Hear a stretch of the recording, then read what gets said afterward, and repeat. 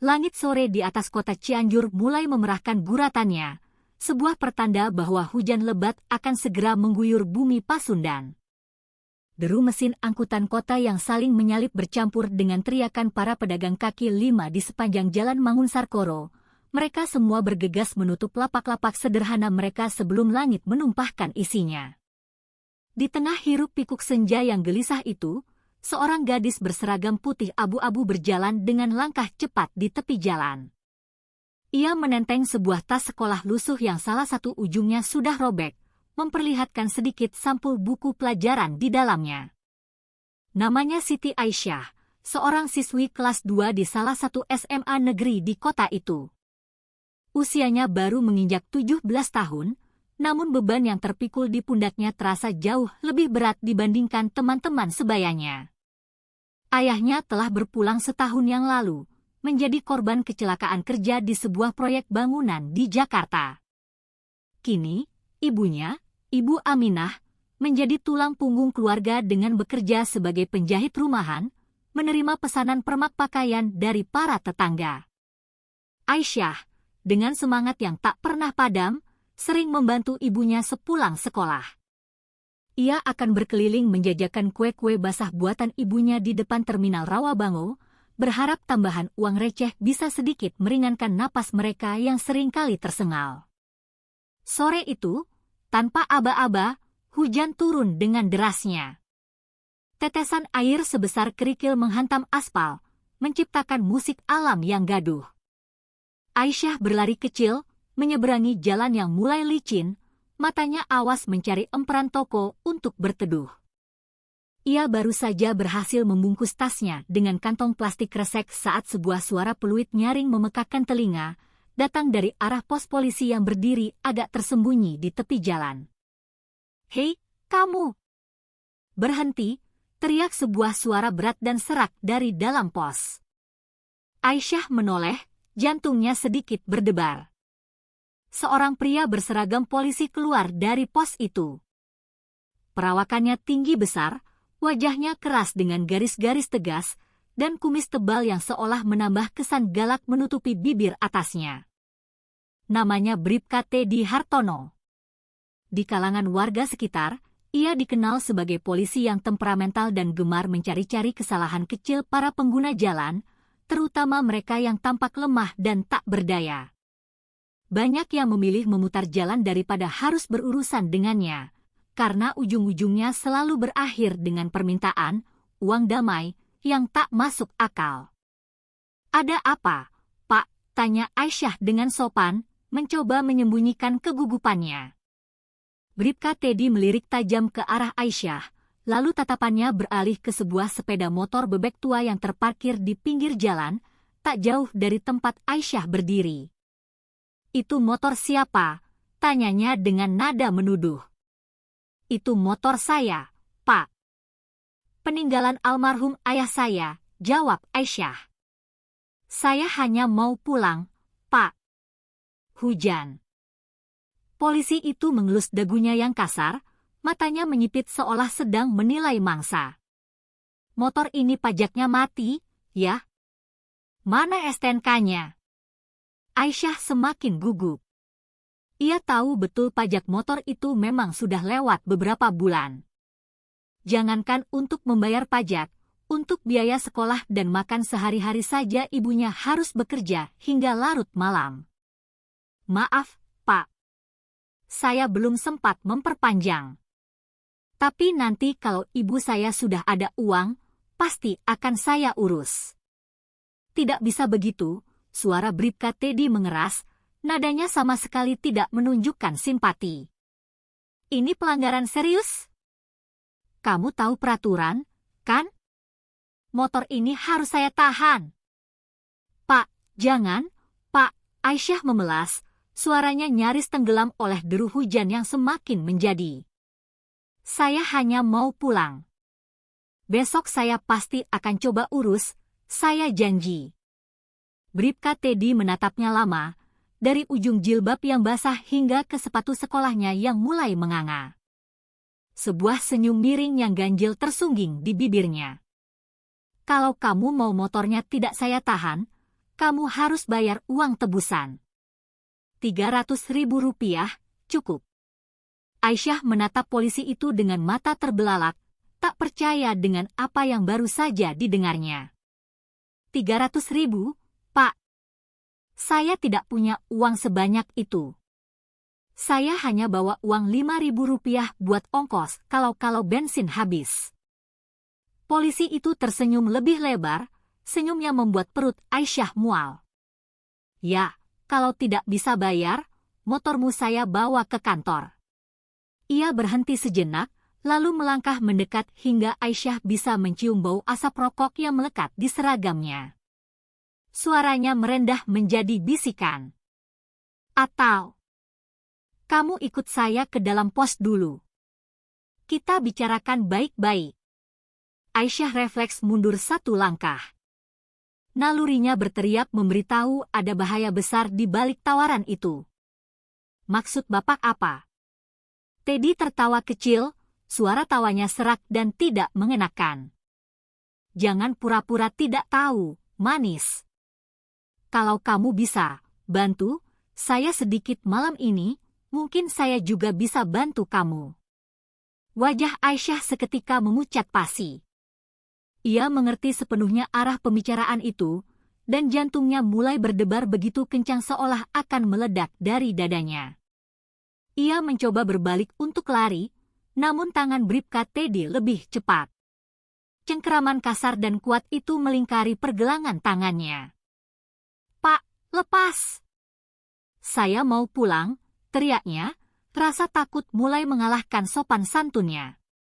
Diam, bentak Teddy, cengkeramannya semakin erat. Kamu berani melawan petugas. Beberapa orang yang berteduh di kejauhan sempat melihat kejadian itu, namun hujan yang deras dan lokasi pos yang agak gelap membuat mereka ragu untuk mendekat. Terlebih lagi, semua orang tahu reputasi Bribka Teddy. Siapapun yang mencoba melawannya di jalan, biasanya akan bernasib lebih buruk saat diseret ke dalam pos. Tak ada yang mau mengambil risiko. Di dalam pos polisi yang sempit dan pengap, lampu neon redup berkelap-kelip. Aisyah ditarik masuk dengan paksa, tubuhnya gemetar hebat. Teddy melempar jas hujannya ke atas kursi lalu menatap gadis itu dengan mata seekor pemangsa. Kamu mau saya laporkan dengan pasal berlapis, atau mau urusan ini selesai cepat? Suaranya berat dan penuh ancaman. Saya tidak salah, Pak, ucap Aisyah lirih, air mata mulai menggenang di pelupuk matanya. Teddy berjalan mendekat, menepuk meja kayu di depannya dengan keras. Jangan banyak alasan. Kamu tidak bayar pajak, kamu melawan petugas, dan kamu kurang ajar. Sudah cukup alasan untuk menahanmu semalaman di sini. Air mata akhirnya jatuh membasahi pipi Aisyah. Ia tahu jika ia terus melawan, nasibnya mungkin akan jauh lebih buruk. Tapi ia juga tidak mau menyerah pada predator berseragam ini. Saya mohon, Pak. Beri saya waktu 2 hari. Saya janji akan membayar pajaknya. Polisi itu hanya tertawa, tawa yang meremehkan. Janji tidak bisa buat bayar bensin, Dik. Tiba-tiba, ia menendang sebuah kursi plastik hingga terjatuh dengan suara berdebum yang keras, membuat Aisyah terlonjak kaget. Ia menggeram lebih keras, menarik kerah seragam sekolah Aisyah yang basah. Kamu pikir saya sedang bercanda? Tangisan Aisyah pecah, semakin keras dan pilu. Tolong, Pak, jangan kasar. Tapi tak ada sedikit pun belas kasihan di mata pria itu.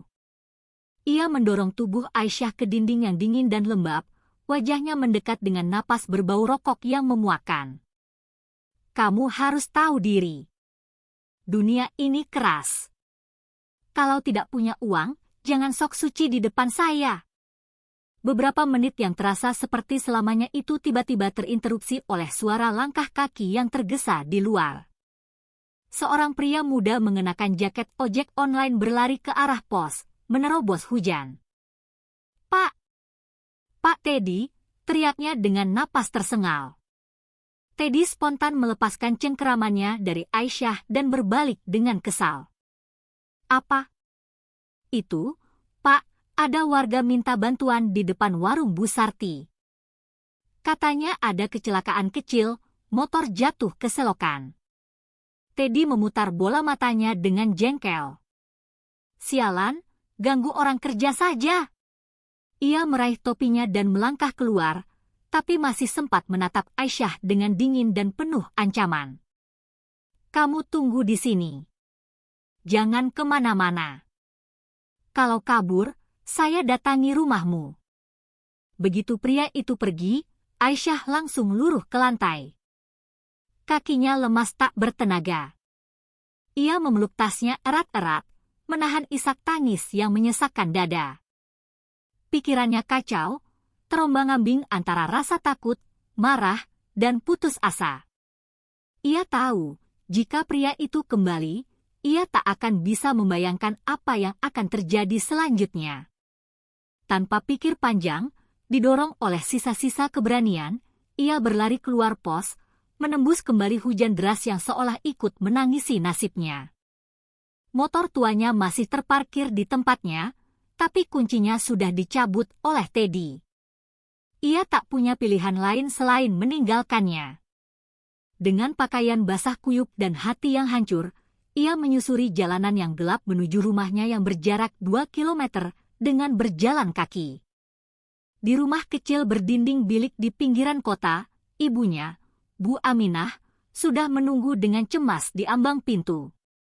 Aisyah, kok lama sekali, Nak? Ya Allah, basah semua begini. Aisyah tak langsung menjawab. Ia hanya berlari memeluk ibunya erat-erat, menumpahkan seluruh tangis dan ketakutannya di bahu wanita yang paling ia sayangi itu. Butuh beberapa menit hingga isak tangisnya mereda dan ia bisa menceritakan semua yang baru saja dialaminya. Begitu mendengar kisah putrinya, wajah Bu Aminah memerah karena amarah. Astagfirullah! Polisi macam apa itu?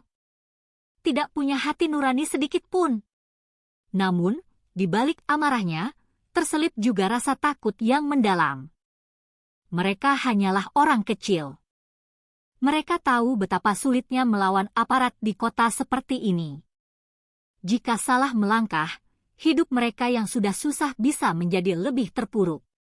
Bu Aminah akhirnya menarik napas panjang, mencoba menenangkan dirinya dan putrinya. Sudah, Nak, sudah. Besok ibu akan ke kantor polisi. Ibu akan bicara baik-baik. Mungkin di sana masih ada polisi yang jujur dan mau menolong kita. Aisyah mengangguk pelan, tapi di dalam hatinya, trauma itu sudah tertanam begitu dalam. Ia tidak akan pernah bisa melupakan tatapan mata Bribka Teddy yang penuh ancaman dan niat jahat. Malam itu, hujan tak kunjung berhenti. Angin dingin meniup tirai lusuh di kamar kecil mereka. Aisyah terbaring tanpa bisa memejamkan mata, memandangi atap yang bocor dan meneteskan air perlahan ke dalam ember di sudut ruangan. Ia tidak tahu bahwa mulai malam itu, hidupnya akan berubah total. Bahwa siapa dirinya yang sebenarnya, dan siapa keluarganya di masa lalu, akan segera terungkap dengan cara yang paling tak terduga. Sementara itu, di tempat lain, di sebuah rumah dinas yang besar dan asri di kawasan militer di Bandung, seorang pria paruh baya berpangkat tinggi di Tentara Nasional Indonesia membuka sebuah berkas tua di meja kerjanya. Namanya Kolonel Budi Santoso. Di tangannya, ada selembar foto lama yang sudah agak menguning. Foto seorang anak perempuan kecil berambut panjang dengan senyum yang manis. Di belakang foto itu, tertulis satu nama, Siti Aisyah. Ia menatap foto itu lama, tatapannya melembut, penuh kerinduan dan penyesalan. Lalu ia berkata pelan kepada ajudannya yang berdiri tegap di sampingnya, Sersan Agus, cari anak ini. Aku rasa dia sudah besar sekarang. Dan dia adalah cucuku. Hujan baru berhenti menjelang subuh. Di pos polisi yang sepi, Bribka Teddy baru kembali dengan pakaian basah dan wajah masam. Ia mengumpat pelan saat menyadari gadis itu sudah kabur, lalu melihat motor tua Aisyah yang masih terparkir. Ia tersenyum licik. Besok pagi kalau anak itu datang, saya pastikan dia tidak akan pernah lupa siapa yang berkuasa di sini, gumamnya sambil menyalakan sebatang rokok. Ia sama sekali tidak tahu bahwa langkah serakahnya malam itu akan menjadi awal dari kehancurannya sendiri. Pagi itu, matahari baru saja mengintip malu-malu dari balik gunung gede, namun udara di dalam rumah Aisyah terasa berat dan menyesakkan. Bu Aminah duduk di ruang tamu dengan mata sembab bekas tangisan semalam, sementara Aisyah menyiapkan seragam sekolahnya dengan tangan yang masih sedikit bergetar. Ia sama sekali tidak ingin pergi ke sekolah, takut bertemu dengan tatapan orang-orang, takut jika polisi itu benar-benar mendatangi rumahnya. Tapi ibunya memaksanya dengan lembut. "Jangan biarkan orang seperti dia membuatmu takut, nak," kata Bu Aminah lirih. "Kita tidak salah. Kamu harus tetap sekolah." Aisyah mengangguk pelan, meski hatinya masih diliputi kecemasan. Ia masih bisa merasakan sisa cengkeraman kasar di pergelangan tangannya dan bau rokok dari seragam polisi itu yang seolah menusuk hidungnya. Setiap kali mengingatnya, jantungnya berdebar keras. Tapi ia tahu ibunya benar, ia harus tetap berjalan. Di luar, jalanan mulai ramai. Anak-anak sekolah lain melintas dengan sepeda, beberapa berjalan kaki sambil tertawa riang, seolah dunia tak punya masalah. Aisyah hanya bisa menatap mereka dari jauh, merasa begitu asing di antara kebahagiaan sederhana yang tak lagi ia rasakan. Di ujung jalan, seorang pria paruh baya berdiri di dekat sebuah warung kopi, berpura-pura membaca koran. Ia mengenakan kemeja coklat dan topi pet yang menutupi sebagian wajahnya. Tatapannya mengikuti setiap langkah Aisyah diam-diam. Di tangannya, tersembunyi sebuah foto kecil yang sama dengan yang dipegang Kolonel Budi Santoso malam sebelumnya. Pria itu adalah Sersan Agus Wijaya, ajudan setia sang kolonel yang dikirim untuk mencari Aisyah secara diam-diam. "Ya Allah, ternyata benar," gumamnya pelan. Ia mengangkat ponselnya, memotret Aisyah dari kejauhan, lalu mengirim sebuah pesan singkat. "Kolonel, saya sudah menemukan target. Kondisinya sangat sederhana. Saya akan amati dulu situasinya." Di markas Kodam 3 Siliwangi di Bandung, Kolonel Budi Santoso yang sedang memimpin rapat pagi menerima pesan itu. Wajahnya yang tegas perlahan melunak. Ada kelegaan yang luar biasa terpancar dari matanya. Akhirnya, katanya dalam hati, nyaris tak terdengar. "Cucu yang selama ini ku cari." Sementara itu, di kantor Polsek Cianjur Kota, suasana pagi tampak seperti biasa. Beberapa anggota polisi sibuk mengurus laporan warga, yang lain bersiap untuk patroli. Bribka Teddy Hartono duduk santai di meja pojok, menyeruput kopi hitam dan menggulir layar ponselnya. Sebuah pesan masuk dari temannya sesama polisi di wilayah lain. "Bro, hati-hati ya. Dengar-dengar ada tim dari Propam Polda lagi keliling, periksa kasus-kasus pungli." Teddy menanggapinya dengan tawa pendek. "Biarin aja. Gue udah aman. Lagian siapa juga yang berani buka mulut di sini," balasnya dengan percaya diri sambil menyelipkan ponsel ke sakunya. Tiba-tiba, pintu kantor terbuka. Seorang wanita paruh baya masuk dengan wajah yang menunjukkan tekad kuat. Ia mengenakan jilbab biru muda dan membawa sebuah map kuning di tangannya. Itu adalah Bu Aminah. "Selamat pagi, Pak," katanya dengan sopan kepada petugas di meja depan. "Saya mau bicara soal anak saya, Siti Aisyah." Katanya motornya ditahan oleh salah satu petugas di sini semalam. Seisi ruangan mendadak hening. Teddy, yang duduk di pojok, menoleh. Wajahnya langsung berubah masam. Ia menatap Bu Aminah dari ujung kepala sampai kaki dengan tatapan merendahkan, lalu bangkit dari kursinya dengan senyum sinis. "Oh, ini ibunya anak yang kemarin, ya," katanya dengan suara keras, sengaja agar semua orang mendengar. "Sudah saya bilang, motornya ditahan karena melanggar pajak dan melawan petugas." "Anak saya tidak melawan," sergah Bu Aminah spontan, suaranya sedikit bergetar namun tegas. "Dia anak baik, Pak. Kalaupun dia salah, harusnya diberi surat tilang, bukan diintimidasi dan diperlakukan tidak senonoh seperti itu."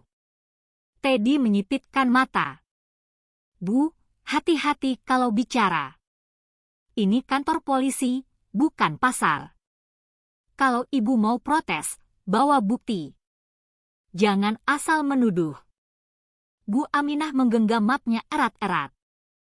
"Saya tahu Bapak menahan motornya dan meminta uang Rp300.000. Saya memang tidak punya bukti rekaman, tapi saya tidak akan diam saja." Suasana di ruangan itu langsung menegang. Beberapa polisi muda yang ada di sana saling pandang. Mereka semua tahu tabiat Teddy, tapi tak ada yang berani ikut campur. Hanya satu orang, seorang brigadir muda bernama Rizal, yang tampak gelisah di kursinya. Teddy tertawa dingin, suara tawanya menggema. "Uang tebusan? Jangan bikin cerita aneh-aneh, Bu. Saya ini penegak hukum. Kalau ibu memfitnah saya, bisa saya laporkan balik dengan pasal pencemaran nama baik." Wajah Bu Aminah mulai pucat mendengar ancaman itu, tapi ia menatap balik tanpa gentar. "Silakan, Pak. Tapi saya juga akan melapor ke Polres. Kalau tidak ada keadilan di sini, mungkin masih ada di tempat lain." Amarah Teddy memuncak. "Sudah, Bu. Keluar dari sini sebelum saya tahan ibu karena mengganggu tugas petugas negara." Bu Aminah menunduk, menahan air mata yang mendesak keluar, lalu berjalan keluar dengan langkah gontai dan hati yang hancur. Brigadir Rizal, yang sejak tadi hanya bisa diam, menatap kepergian Bu Aminah dengan hati yang berkecamuk. Ia tahu Bu Aminah berkata jujur. Ia juga sudah sering mendengar desas-desus tentang kelakuan Teddy yang kerap memeras warga miskin. Begitu Bu Aminah pergi, Teddy mendekati Rizal dan menepuk bahunya dengan keras. "Kamu lihat? Begitulah kelakuan warga miskin. Dikit-dikit nangis, dikit-dikit lapor. Tapi ujung-ujungnya juga diam kalau kita tekan sedikit." Rizal hanya menjawab pendek, "Iya, Pak." Tapi di dalam hatinya ia berkata lain, kalau ini terus dibiarkan, citra polisi di sini tidak akan pernah bersih. Di sekolah, Aisyah berusaha keras untuk fokus pada pelajaran, namun pikirannya terus melayang. Teman-temannya, terutama Dewi, sahabat dekatnya, mencoba menghibur. "Syah, kalau benar polisi itu kasar, kamu harus cerita ke kepala sekolah. Jangan diam saja." Aisyah menggeleng lemah. "Enggak, Wai. Aku cuma mau semuanya cepat selesai. Aku takut bikin Mama makin susah." Namun, sorenya, kabar tentang kejadian di pos polisi itu mulai beredar diam-diam di kalangan siswa. Ada yang mendengar langsung dari warga sekitar pos, ada pula yang menambah-nambahi cerita hingga menjadi gosip liar. Beberapa bahkan mengira Aisyah ditahan karena mencuri motor. Ia menunduk sepanjang hari, menahan rasa malu dan takut yang bercampur aduk. Saat bel pulang berbunyi, Dewi menggandeng tangannya. "Aku antar pulang, ya." Aisyah tersenyum lemah. "Terima kasih, Wai. Tapi aku mau mampir ke pos polisi itu sebentar. Aku mau coba ambil motor, kalau bisa." "Kamu mau ke sana sendiri?" tanya Dewi khawatir. "Iya. Aku cuma mau coba bicara baik-baik lagi."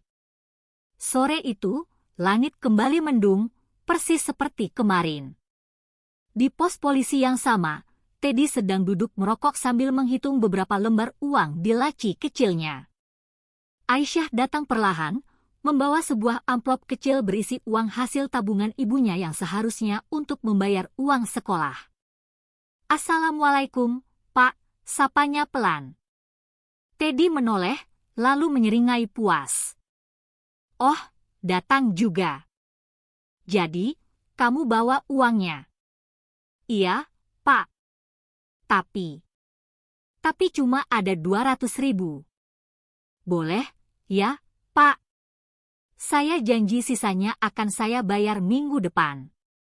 Teddy berdiri, mendekati Aisyah, menatap wajah gadis itu dari dekat dengan tatapannya membuat Aisyah bergidik.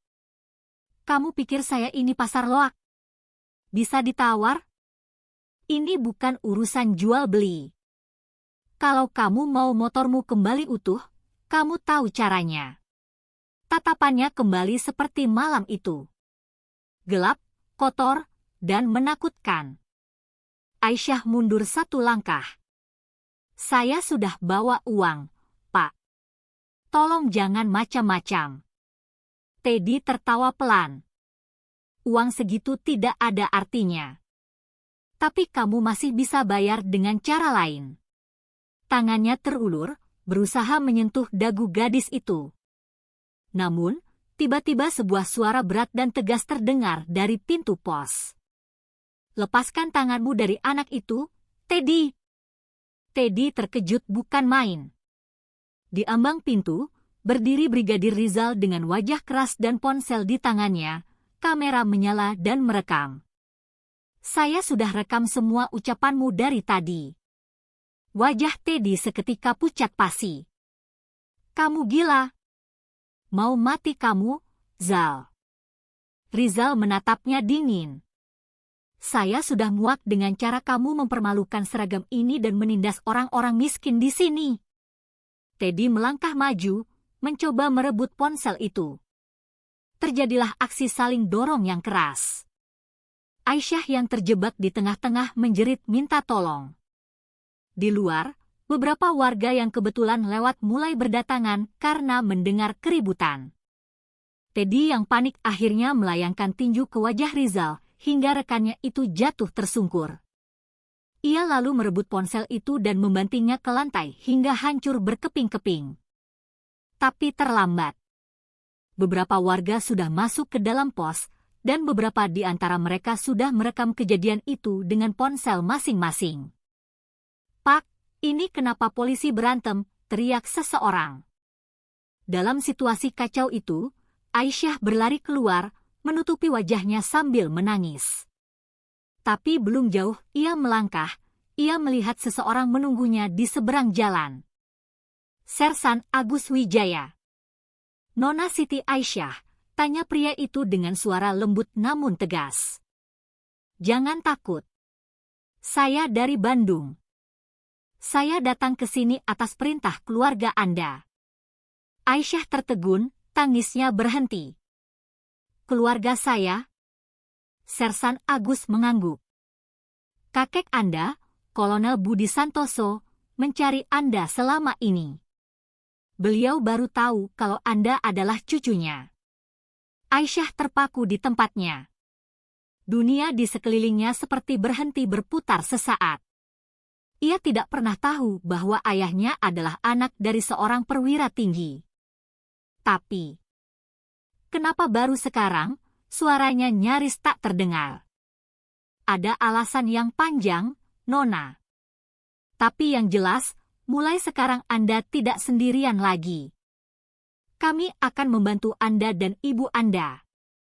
Malam itu, berita tentang insiden di pos polisi kecil itu menyebar seperti api liar melalui media sosial warga. Rekaman video amatir dari beberapa saksi mata beredar cepat di grup-grup WhatsApp. Dalam video itu, terlihat jelas bagaimana Bribka Teddy bersikap kasar, berusaha memeras Aisyah, dan memukul sesama anggota polisi.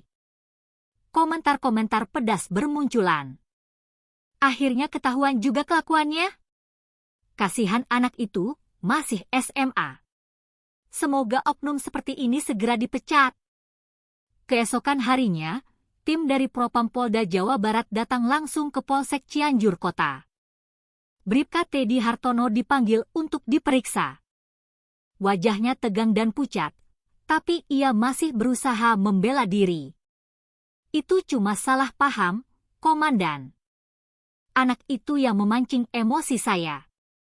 Namun, semua bukti sudah terlalu jelas. Brigadir Rizal menyerahkan rekaman utuh dari ponsel cadangannya yang ia sembunyikan, dan beberapa warga juga memberikan kesaksian. Dalam waktu singkat, kasus itu menjadi perhatian publik di tingkat provinsi. Di rumahnya, Aisyah duduk bersama ibunya dan Sersan Agus. Di atas meja, tergeletak sebuah surat resmi dengan kop surat TNI atas nama Kolonel Budi Santoso. Isinya adalah sebuah undangan resmi agar Aisyah dan Ibu Aminah datang ke Bandung untuk bertemu dengan keluarga. Bu Aminah membaca surat itu dengan air mata yang berlinang. Selama ini, ibu tidak tahu kalau almarhum suami ibu adalah anak seorang kolonel. Dia tidak pernah cerita. Sersan Agus tersenyum hangat. Beliau hanya ingin hidup sederhana, Bu. Tapi kolonel sangat menyesal tidak sempat menemui putranya sebelum meninggal. Aisyah menunduk, hatinya campur aduk. Ia masih belum bisa sepenuhnya percaya bahwa kehidupannya yang biasa dan penuh kesulitan, tiba-tiba bersinggungan dengan orang berpangkat tinggi di negeri ini. Tapi di balik semua keterkejutan itu, ada satu hal yang pasti. Malam kelam di pos polisi itu telah mengubah segalanya. Dan bagi Bribka Teddy Hartono, bayangan dari perbuatannya sendiri mulai mengejarnya. Pelan, tapi pasti. 3 hari berlalu sejak insiden di pos polisi itu, kota kecil Cianjur mendadak ramai oleh perbincangan. Video Bribka Teddy yang menindas Aisyah terus beredar di media sosial dan grup-grup warga. Beberapa media lokal bahkan menulis artikel dengan judul mencolok, oknum polisi diduga memeras siswi SMA, kini diperiksa Propam. Bagi banyak orang, itu mungkin hanya berita selingan. Tapi bagi Teddy, itu adalah awal dari kehancuran hidupnya. Di dalam ruang pemeriksaan Polres yang dingin dan ber-AC, Teddy duduk dengan wajah tegang. Di depannya, seorang perwira Propam memandangi berkas laporan dengan ekspresi datar. Bribka Teddy Hartono, kata perwira itu perlahan, suaranya tanpa emosi. Dalam laporan ini disebutkan bahwa Anda meminta uang tebusan dari seorang warga bernama Siti Aisyah, bahkan melakukan tindakan tidak pantas di dalam pos polisi. Anda membantah. Teddy mencoba tersenyum kaku. Semua itu salah paham, Komandan. Anak itu yang menuduh saya tanpa bukti. Video yang beredar itu hanya potongan, tidak menunjukkan kejadian yang sebenarnya. Perwira itu meletakkan berkasnya, menatap Teddy tajam. Kami sudah mendapatkan rekaman utuh dari Brigadir Rizal dan kesaksian dari beberapa warga. Anda tidak perlu berpura-pura lagi. Anda tahu konsekuensinya. Wajah Teddy berubah pucat pasi. Komandan, saya sudah 12 tahun bertugas. Saya mohon jangan langsung dihukum begitu saja. Saya punya keluarga. Kalau Anda ingat keluarga, seharusnya Anda tidak mempermalukan seragam yang Anda kenakan ini, jawab perwira itu dingin. Kami akan segera mengirim laporan ini ke Polda. Untuk sementara waktu, Anda dinonaktifkan dari tugas. Teddy memukul meja dengan keras. Tidak adil, Komandan. Semua orang di sini juga tahu pungli itu hal biasa. Kenapa cuma saya yang disalahkan? Ruangan mendadak hening. Perwira Propam itu menatapnya lebih tajam. Karena Anda ketahuan. Kata-kata itu menghantam Teddy seperti palu godam. Ia terdiam, lalu menunduk lesu. Ia sadar, ini bukan lagi urusan kecil yang bisa diselesaikan dengan uang damai. Nama baiknya hancur, dan karirnya yang ia bangun belasan tahun hampir pasti tamat. Sementara itu, Di rumah kecil Aisyah, suasana justru berbalik cerah. Sersan Agus datang membawa sebuah mobil dinas berwarna hijau tua. Hari itu, ia akan mengantar Aisyah dan Bu Aminah ke Bandung untuk bertemu dengan Kolonel Budi Santoso. Aisyah mengenakan gamis sederhana berwarna biru muda, hadiah dari Sersan Agus. Wajahnya masih tampak lelah, tapi di matanya ada seberkas harapan baru yang mulai bersinar. Ibunya menatapnya dengan mata berkaca-kaca. "Bapakmu pasti bahagia di surga sana, Nak," kata Bu Aminah lirih. "Akhirnya, kamu bisa bertemu dengan kakekmu." Mobil melaju meninggalkan Cianjur, melewati hamparan sawah hijau dan perkampungan yang asri. Udara segar mengalir lewat jendela yang dibuka sedikit. Aisyah menatap keluar, memandangi pemandangan yang terasa seperti sebuah babak baru dalam buku kehidupannya. Setelah 2 jam perjalanan, mereka tiba di sebuah rumah besar bercat putih di kawasan Banyuanyar, Solo. Halamannya begitu luas dan terawat, dengan bendera merah putih berkibar tegak di tiang yang tinggi. Seorang pria tua yang masih tampak gagah dengan pakaian batik keluar dari teras. Kolonel Budi Santoso. Begitu melihat Aisyah turun dari mobil, langkahnya tertahan. Matanya yang biasanya tegas kini berkaca-kaca. Ia berjalan pelan mendekat. "Aisyah," suaranya bergetar menahan haru. Kamu mirip sekali dengan ayahmu waktu kecil." Aisyah menunduk hormat, air matanya jatuh tanpa bisa ditahan lagi. Saya juga baru tahu, kakek." Rahmat memeluk cucunya itu dengan erat, pelukan yang syarat akan kerinduan dan penyesalan bertahun-tahun. "Maafkan kakek, cucuku. Selama ini kakek terlambat mencarimu. Tapi mulai hari ini, kamu tidak akan kekurangan apapun lagi." Bu Aminah ikut menunduk, terharu melihat pertemuan itu. Suasana hangat dan penuh emosi memenuhi halaman rumah itu. Namun, di balik semua keharuan itu, masih ada luka yang belum benar-benar sembuh di hati Aisyah. Bayangan pos polisi yang pengap dan suara ancaman Teddy masih sering menghantui tidurnya. Sore harinya, di markas TNI tempat Kolonel Budi bertugas sebagai penasihat senior, seorang perwira muda datang membawa map laporan. "Pak, ini data lengkap mengenai kasus yang menimpa cucu Bapak di Cianjur. Kasusnya sudah ditangani Propam. Oknum atas nama Bribka Teddy Suryana sedang dalam proses pemeriksaan intensif." Kolonel Budi membaca laporan itu dengan cepat, wajahnya kembali mengeras. Orang seperti itu tidak layak memakai seragam. "Saya ingin pastikan dia tidak akan bisa menindas orang lain lagi." Perwira itu mengangguk. "Siap, Pak. Kami juga sudah berkoordinasi dengan Polres setempat untuk pengawasan tambahan." Kolonel Budi menatap keluar jendela. Keadilan tidak boleh berhenti di atas meja laporan. Pastikan dia mendapatkan ganjaran yang setimpal. Malam itu, Teddy duduk sendirian di ruang tamunya yang sempit. Rumah dinas kecil itu kini terasa lebih gelap dan dingin dari biasanya. Istrinya, Maya, duduk di seberang dengan wajah marah dan mata sembab. "Jadi semua berita itu benar?" tanya Maya pelan. "Kamu memeras anak SMA itu? Bahkan kamu hampir..." "Diam," bentak Teddy. "Kamu tahu dari mana? Semua orang di kompleks ini sudah tahu. Video kamu ada di mana-mana. Anak-anak kita tidak mau sekolah karena malu diejek teman-temannya. Kamu sadar tidak, Mas?" Teddy menunduk, terdiam. Suara tangisan anaknya terdengar dari dalam kamar.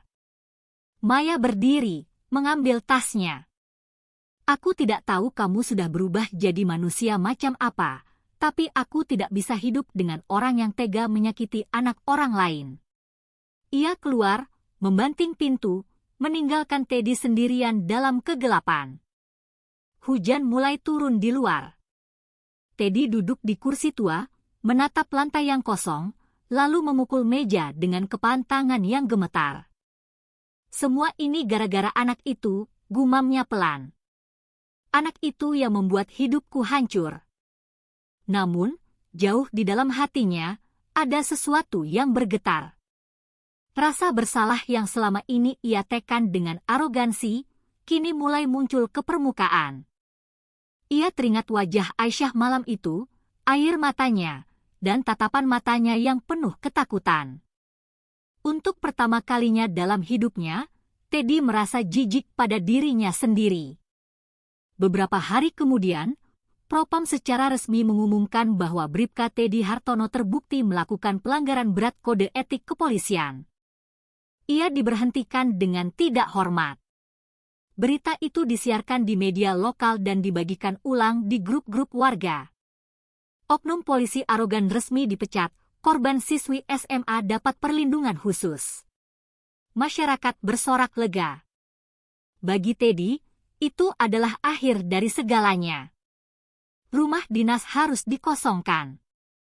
Ia menjual motornya lalu menumpang di rumah adiknya di pinggiran kota. Tak ada lagi teman atau tetangga yang mau menyapanya. Di warung kopi, orang-orang hanya berbisik-bisik saat ia lewat. Kasihan, ya. Tapi pantas. Karma itu datangnya cepat. Kalimat-kalimat itu terus berputar di kepalanya seperti kaset rusak. Suatu malam, saat duduk di depan rumah dengan sebotol air mineral di tangan, Teddy menatap jalanan yang kosong dan bergumam lirih. Dulu aku pikir uang bisa membeli segalanya. Sekarang aku baru tahu, harga sebuah ketenangan ternyata jauh lebih mahal dari semua uang yang pernah aku ambil.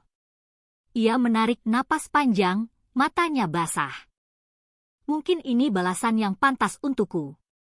Di sisi lain, hidup Aisyah mulai berubah drastis. Ia dan ibunya kini tinggal sementara di rumah Kolonel Budi di Bandung. Dengan bantuan kakeknya, ia diterima di salah satu SMA unggulan di kota itu. Tapi meskipun kehidupannya kini jauh lebih baik, Aisyah tetap menjadi gadis yang rendah hati dan tidak melupakan masa lalunya. Suatu sore, ia sedang duduk di teras sambil menatap halaman, ditemani secangkir teh hangat. Kolonel Budi datang dan duduk di sampingnya. Kakek dengar, kasus polisi yang mengganggumu itu sudah selesai. Dia sudah dipecat. Aisyah mengangguk pelan. Iya, Kek. Ada hening sejenak sebelum Aisyah berkata lagi, Kek, boleh Aisyah minta tolong? Tentu, cucuku. Apa saja? Aisyah ingin bertemu dengannya. Kolonel Budi terkejut, tapi ia melihat ada kedewasaan yang luar biasa di mata cucunya itu. Ia pun setuju. Beberapa hari kemudian, di sebuah pasar tradisional yang becek di pinggiran kota Cianjur, Aisyah melihat Teddy sedang bekerja sebagai kuli angkut. Pria yang dulu gagah dengan seragamnya, kini tampak kuyu dengan kaos oblong yang basah oleh keringat. Aisyah mendekat perlahan. Teddy yang melihatnya langsung terkejut dan mencoba menghindar. Tunggu, Pak, kata Aisyah lembut. Teddy berhenti, tidak berani menatap wajah Aisyah. Aisyah mengambil sesuatu dari dalam tasnya, sebuah bungkusan nasi dan sebotol air mineral. Ini, Pak. Saya titip buat makan siang. Teddy menatap bingung, lalu menerima bungkusan itu perlahan. Air matanya jatuh tanpa suara. Kamu masih mau menolong saya setelah semua yang saya lakukan. Aisyah tersenyum tipis. Saya hanya tidak mau menambah dosa dengan terus membenci Bapak. Bapak sudah cukup dihukum oleh hidup. Teddy menatapnya lama, lalu menunduk dalam-dalam. Terima kasih, Nak. Semoga Allah mengampuni saya.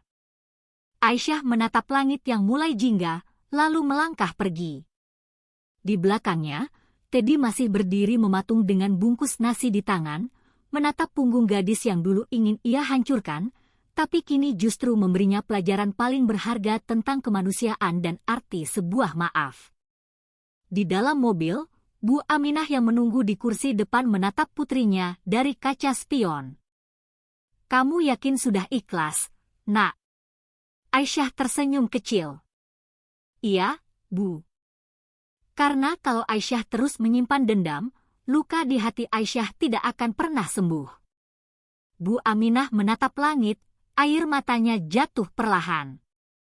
"Kamu memang anak yang luar biasa." Mobil melaju perlahan meninggalkan pasar yang mulai sepi. Langit berubah warna menjadi oranye keemasan. Dan di ujung jalan, matahari tenggelam perlahan, menandai akhir dari satu babak kelam dalam hidup mereka, tapi bukan akhir dari segalanya. Karena di dalam hati Aisyah, satu hal kini tumbuh dengan kuat, keyakinan bahwa kebaikan akan selalu menemukan jalannya, bahkan dari luka yang paling dalam sekalipun. Pagi itu, udara di polsek tempat Aisyah pernah mengalami malam yang mencekam, terasa begitu berbeda. Para anggota polisi berjalan lebih cepat, bisik-bisik terdengar di antara mereka. Sebuah sidang internal yang dipimpin langsung oleh Kapolres baru sedang berlangsung. Di pojok ruangan, Aisyah duduk di samping kakeknya, Kolonel Budi Santoso, yang datang dengan pakaian sipil namun auranya tetap menunjukkan wibawa seorang perwira tinggi. Tatapannya dingin, menembus setiap orang yang ada di ruangan itu. Kapolres berdiri dan memberi hormat. "Selamat pagi, Kolonel. Kami sudah menerima laporan lengkap dan akan menindak tegas semua yang terlibat." Kolonel Budi menatap para polisi muda di ruangan itu. "Apa yang terjadi pada cucu saya bukan hanya kesalahan satu oknum," katanya dengan suara tenang tapi tajam. "Ini adalah cerminan dari sistem yang membiarkan kesewenang-wenangan terjadi. Saya harap ini menjadi pelajaran bagi Anda semua." Beberapa bulan berlalu. Luka fisik dan trauma Aisyah perlahan sembuh, dibantu oleh kasih sayang keluarga barunya. Malam-malam ia kadang masih terbangun karena mimpi buruk, namun setiap kali itu terjadi, kakeknya akan duduk di sampingnya, menggenggam tangannya dan berkata lembut, "Kamu sudah aman, Nak. Tidak ada yang akan menyakitimu lagi." Waktu terus berjalan. Aisyah tumbuh menjadi salah satu siswi berprestasi di sekolahnya. Ia bahkan menulis sebuah esai berjudul, "Keadilan Bukan Hanya Milik Mereka Yang Kuat." Tulisan itu memenangkan lomba tingkat nasional dan dimuat di surat kabar. Banyak yang tak tahu, esai itu ditulis dari kisah hidupnya sendiri. Beberapa tahun kemudian, Aisyah menjadi seorang mahasiswi hukum di universitas ternama. Ia aktif menjadi relawan untuk membantu korban-korban kekerasan dan ketidakadilan. Dalam sebuah seminar, ia berdiri di hadapan ratusan orang dan berkata, "Dulu, saya hanya seorang siswi biasa yang tak berani bicara. Tapi hari ini, saya berdiri di sini karena sebuah peristiwa mengajarkan saya bahwa diam berarti membiarkan kejahatan terus hidup. Kita semua punya tanggung jawab untuk melawan ketidakadilan, sekecil apapun itu." Para hadirin bertepuk tangan panjang. Di barisan depan, Kolonel Budi Santoso menatap putrinya dengan mata berkaca-kaca, penuh rasa bangga. Ia tahu, perjuangan Aisyah bukan hanya melawan ketidakadilan yang menimpanya, tapi juga melawan ketakutan di dalam dirinya sendiri. Dan di sanalah akhir kisah itu. Bukan akhir yang muram, tapi awal dari perjalanan seorang gadis yang berubah dari korban menjadi suara bagi banyak orang yang tak terdengar. Aisyah tersenyum, menatap langit sore yang cerah, dan berbicara.